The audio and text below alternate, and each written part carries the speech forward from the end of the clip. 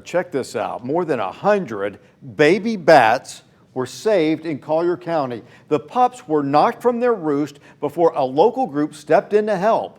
Wing News reporter Zoe Warner went to Naples to work out all the details. So, Zoe, how did the bats fall?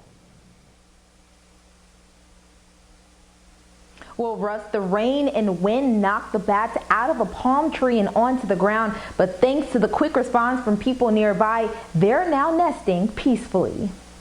On the 4th of July, Lauren Barkley couldn't imagine the type of call that would come into the Von Arx Wildlife Hospital. We received a phone call around 2:30 p.m. that a resident had walked out of her house and noticed that there was a bunch of bats on the ground. 156 bats to be exact. The Animal Conservancy of Southwest Florida rushed over to the Golden Gate neighborhood where crews found the bats. The recent storms had caused them to fall from a palm tree, ending up on the ground. We have separate boxes to kind of decide which are healthy maybes and then unfortunately not going to make it.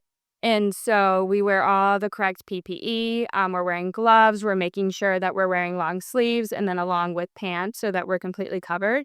And then basically we just kind of dove right in. We were each taking a bat at a time, doing a full exam, and then placing them in web box. After full examination, the rescuers had to humanely euthanize 11 bats for severe injuries. But with the assistance, re-nested 145 of the other young bats with their parents at the top of the palm tree. Now, if you ever encounter a situation like this, remember, experts know best. Always best to call us first before you think that you need to touch it or help it.